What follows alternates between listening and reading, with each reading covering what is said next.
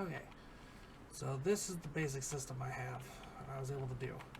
So, activation 1 indicated by lighting of this up, activation 2. So they're just repeaters marked with 1, marked with 2. You can mark it however you want. So the way that it works is redstone signal. Your redstone signal goes into your source blocks. So I'm using cog blocks because it's easier than using redstone everywhere, as it doesn't trigger and it kind of condenses it down, as you can see. Because these can be anywhere. I can put these over on top of that mountain over there and they would still work, as long as the chunk's loaded. But what ends up happening is, when I press the redstone signal, it will go into both of these points, but it will not hit anything. It can't go into this side because there's nothing connected. So it'll go into this one, and then this one will go into this repeater, into that repeater, which is just to make it compact. You could there's probably a way to do this where you don't need this. I think you can stack these pistons upright and make them move up and down, and you can kind of send two signals off in two separate directions. But this way is just simple. So the signal happens, both repeaters turn on, this repeater triggers, shooting through the block going into this one, which will then hit the cog, which will send back and activate this piston, pushing this to that side. While that happens, this is on a 30 tick delay, so 1.5 seconds. But what happens is the redstone signal goes into this repeater, what is this called? Link. It'll activate this link for number 1, turning number 1 on. The redstone signal goes into this one and heads back. It triggers this one after 1.5 seconds. So this will just pulse once, and it'll shut off, and then this one will pulse for number 2 will trigger, and then shut off. And then if you click the button again, it'll go, this block will be here. So now the signal can't go that side, so it'll go this side instead, which loops around and comes out over here. Same design, same amount of cog blocks, and it just makes it easier to be able to do this instead of having to go so wide with the redstone. But instead, what happens is on this line, it triggers the second one first, and then the 30 tick delay triggers the first one. To show that in action, we press the button, 1, 2, and now the piston's moved over. So now when I do it again, 2, 1. So that's how that works. And for the most part, pretty simple little layout. 2 pistons, what was that? 4, 7, 9 cog blocks, which just is a full-size block that moves the redstone, and then that. And if you need the signal to be longer for controlling them, you can use the pulse extender, I believe. So if I go boop, boop, we put the pulse extenders here. We'll set this to 10 ticks. And we'll set this one to 10 ticks. We'll do it to a full second. That should give us the best. We'll set this to 2 seconds.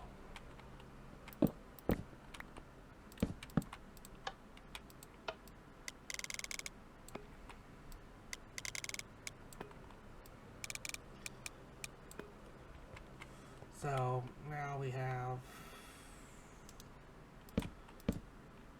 that.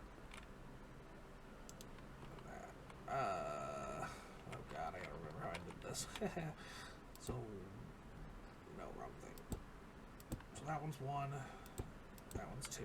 It's way easier if I just use the numbers, but I'm trying to do this on the fly. I'm technically overcomplicating some things.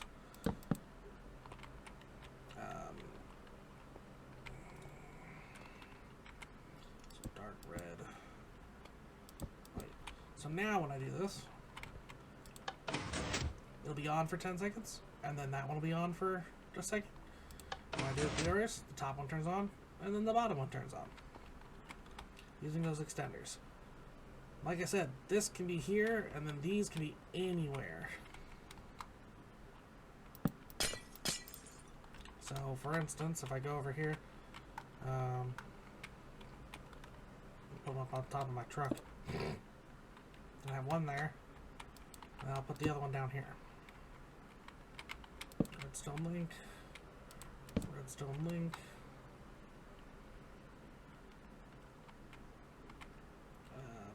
We'll do this one as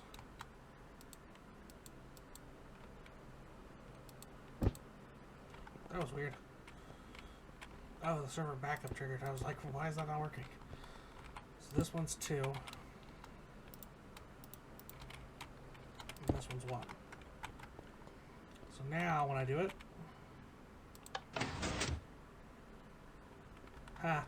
so it failed because I forgot I gotta change to receiving. This is the part that threw me off earlier because I haven't used those in a long time. So now when I do it, 2, 1. And when I do it the other way, 1, 2. Like I said, they can be anywhere. So off of these blocks is then you can have your contraption ran. So this connects to whatever the first one needs to be triggered, and then this one connects to whatever the second one needs to be triggered. Relatively easy. It just took a second to build this.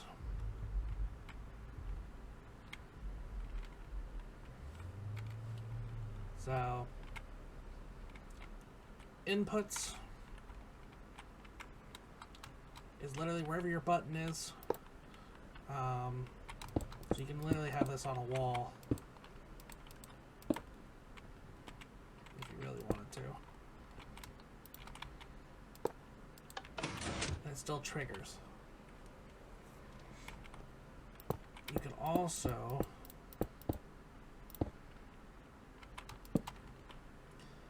go button. I already broke those things, so you won't see that part, but we know it works. So on this one, oh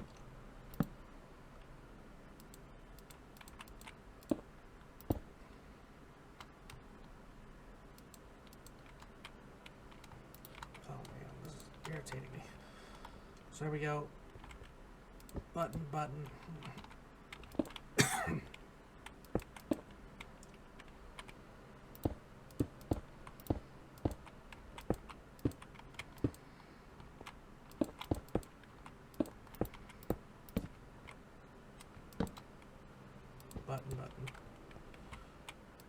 So, as you can see, oh, this wall's way off in the middle of nowhere. We'll just go doot.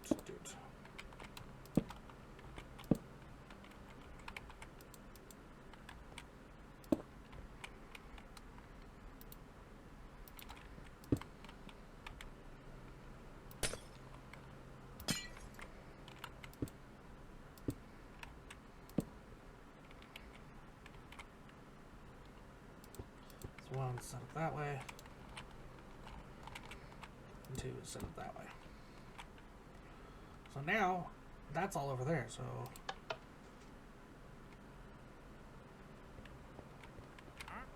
see, I constantly forget that you have to set these to receive. Light on. And I can even increase that time frame gap. Maybe 3 seconds.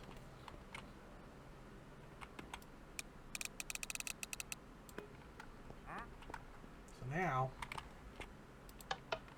that one stays on, and then that one comes on. And reverse. Triggers. Goes. Pretty simple. This is the best I got for you. With the weirdo here. So, input goes into 2 repeaters, which then goes into that redstone signal will send into whatever block you place here. It'll get transferred into either this side or it'll get transferred into this side. And then you go into on these output sides, because it's so fast and instant, you don't need extensions, but then you can pop it into here if you want to control the time frame. These are extenders, which increase the pulse law time. So if you need it to trigger and it has to stay triggered, you can increase that pulse time to whatever you need. So if you have to, like, if it has to have gantries, constant redstone signal, you just extend it for however long you want it to go for. And then this one pulls the repetion out, and you can delay the repeating time. And then the signal just loops, and it pushes it back and forth.